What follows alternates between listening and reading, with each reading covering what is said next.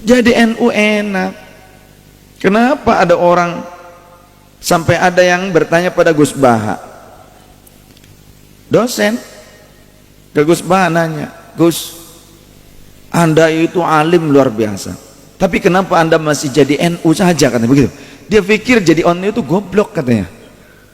Kata Gus Baha, jawaban yang cerdas, Anda itu pelajaran yang Anda pelajari di universitas Anda, mahasiswa S3 itu pelajaran sanawiyah di pondok-pondok pesantren kami. Jadi kalau di NU itu masih sanawiyah, tapi kalau di sekolah-sekolah formal, universitas-universitas Islam itu sudah jenjang S3. Kalau jenjang S3 sedangkan di pondok itu masih sanawiyah, lantas pelajaran aliyahnya di pondok pesantren, kalau di universitas itu tingkatan apa? Esteler. Kenapa mereka nggak nguntub?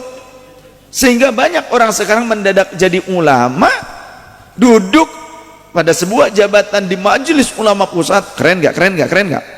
Keren. Tapi baru belajar nasrif, kafaro yukafiru kufron. Masalah kufur kafir gak paham maknanya, tapi sudah dianggap dokter. Jemaah yang dirahmati Allah Subhanahu wa taala, bersyukur kita masih senang berkumpul dengan para ulama kita. Kalau kita sudah tidak mau berkumpul dengan para ulama Ahlus Sunnah wal Jamaah, bisa-bisa kita sudah melepaskan agama ini. Laulal ulama, andaikan bukan karena wasilah para ulama, lakanan nas, maka manusia itu akan seperti kalbahaim, seperti hewan-hewan.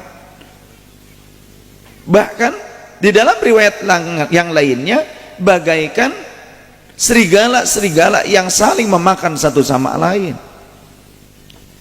Tidak setiap orang yang berpakaian ulama lantas masuk ke dalam kategori ulama.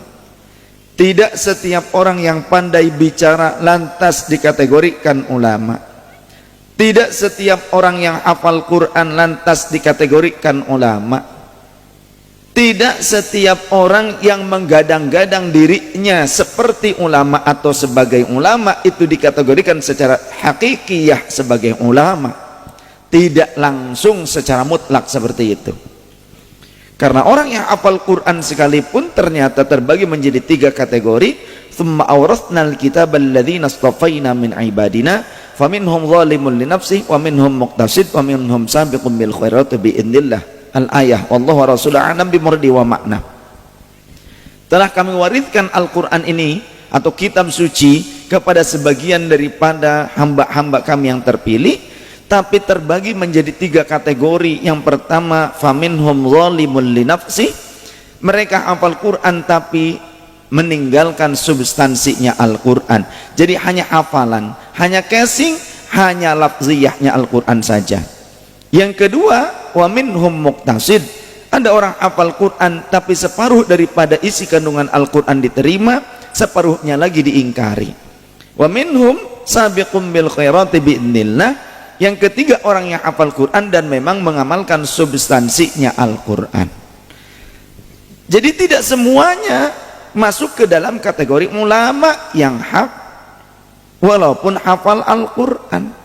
Maka penting bagi kita jangan hanya menitipkan anak-anak kita kepada guru-guru yang hanya mengajarkan hafalan Qur'annya saja tanpa mengajarkan substansinya Al-Quran, maqasidus syariahnya, fikihnya, kitab tauhidnya, tasawufnya. Tasawuf itu apa sih? Kok ada orang yang mengatakan tasawuf itu kafir, zindik? Mereka adalah orang-orang yang gagal paham, sumbuknya terlalu pendek, jadi gampang kompornya meleduk.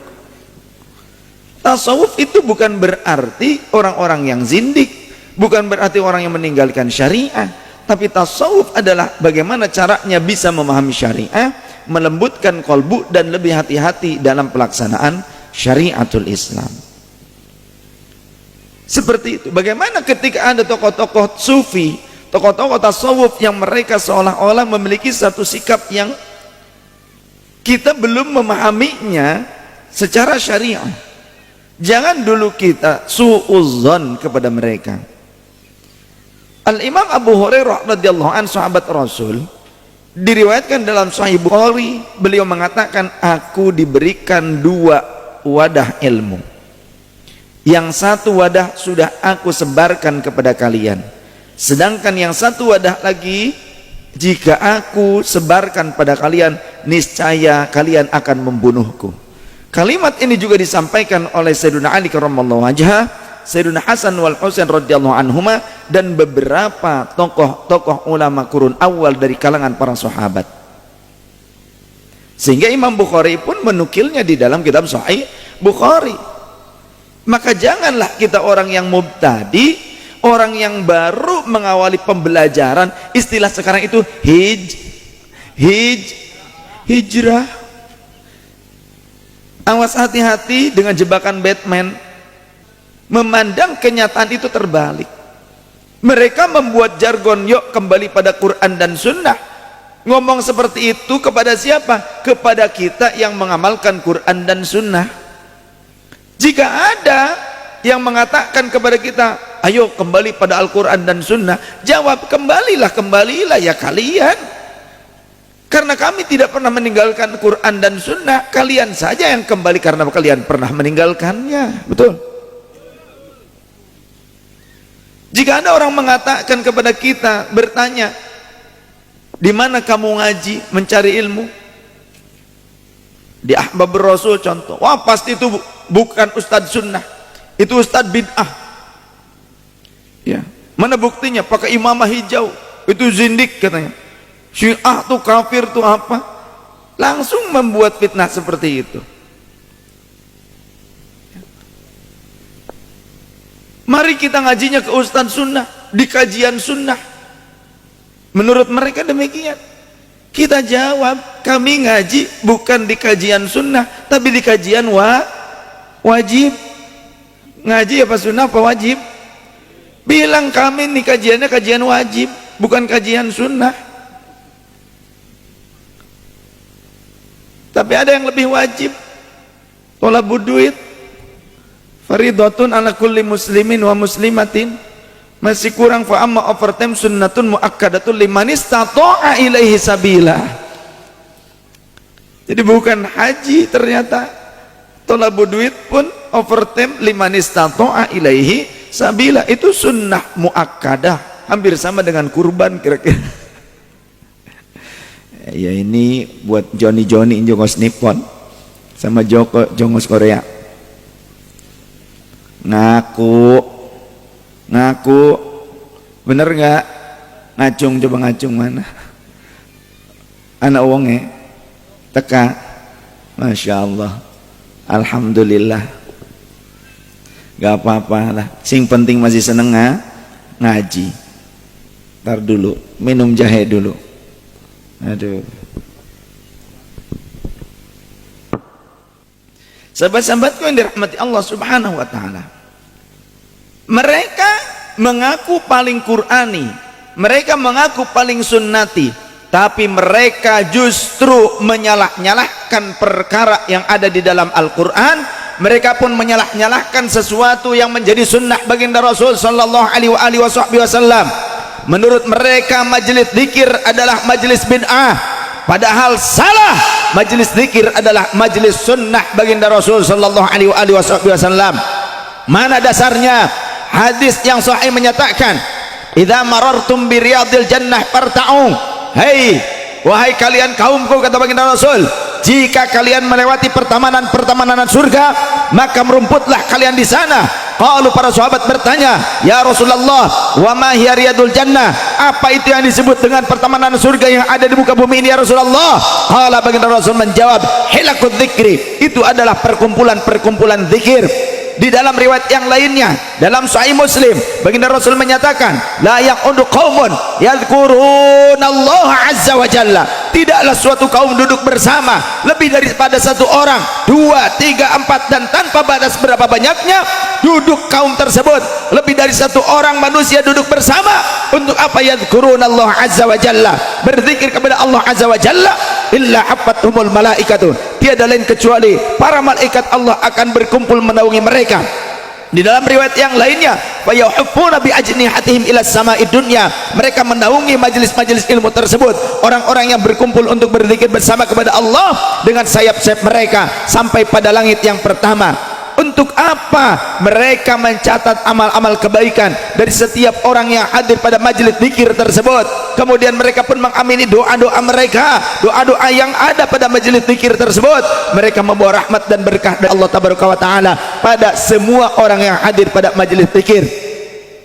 Wa ghasyiyatuhumur rahmah, dan Allah akan menurunkan rahmat bagaikan hujan-hujan yang deras. Wa nazalat alaihimus sakinah, dan Allah akan menurunkan ketentraman kepada orang yang senang duduk di majlis zikir. Wa dzakarahumullahu fi man indah, dan Allah akan membangga-banggakan mereka di hadapan para malaikatnya.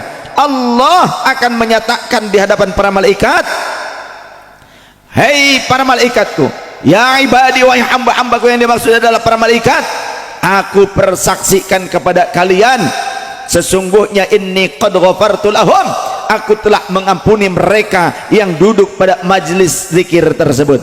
Di dalam Sahih Muslim ada riwayat yang menjelaskan salah seorang malaikat interupsi, ya Rabbi, interupsi. Ada malaikat yang interupsi, ya Rabbi. Di antara mereka ada si fulan yang memang bukan bertujuan untuk zikir, tujuannya untuk hal yang lain. Dia punya kebutuhan, mau dagang di majelis zikir, jadi tukang sound system di majelis zikir, jadi kameramen di majelis zikir, jadi kijepret tuh, kijepret. Ada tukang tenda, ada tukang parkir. Tujuannya bukan mau zikiran, tapi tujuannya ada yang lain, hal-hal yang masih mubah sifatnya. Bagaimana ya Rabbi?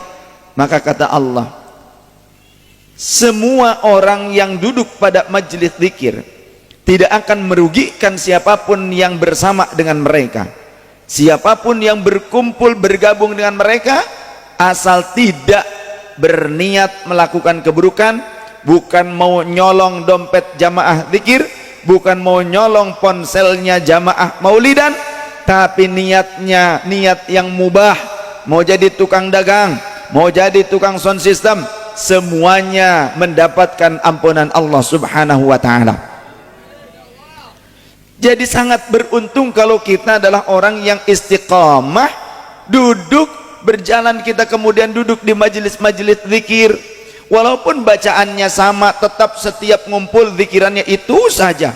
Yang yasin ya yasin, yang ratibul atas ya ratibul atas, ada yang ratibul addan, ada yang ratibul kubra, kemudian juga ada zikir-zikir yang lainnya, khatam khajakan, zikir naqsyabandi, zikir tariqah, zikir-zikir yang tetap, zikir-zikir yang istiqomah tetap dijalankan, zikir manakib, zikir maulid, sholawat tetap diperbanyak, dan zikirnya walaupun itu terus saja istiqomah, gak ganti-ganti zikirnya.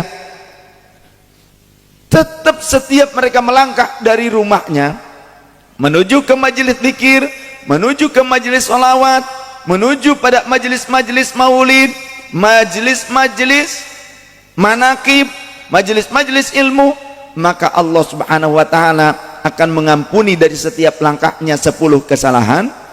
Langkah berikutnya akan dinaikkan derajatnya 10 tingkatan kemuliaan. Langkah berikutnya akan Allah berikan 10 rahmat dari Allah subhanahu wa ta'ala. Semakin banyak langkah yang kita lalui, walaupun bacaan di majelis zikir itu saja, tetap itu saja. Ngaji kitab yang tipis, contoh Qurratul Uyun, Uqudul Jen, kitab-kitab atau Fathul Izar, urusan-urusan rumah tangga, dibolak-balik sampai 300 kali khataman tapi nggak laku-laku. insya Allah minimal dapat ampunan Allah, dinaikkan derajatnya, lalu diberikan limpahan rahmat dari Allah. Ada pertanyaan, tapi Bib kok nggak laku-laku? Insya Allah bagi seorang mukmin yang di dunia tidak menikah tapi tetap takwa, nanti di surga, nanti di akhirat akan Allah nikahkan dengan orang yang meninggal juga dalam keadaan bujang yang lainnya. Jadi yang di sini sama-sama jombloan dan jomblowati, insya Allah di surga nanti ketemu.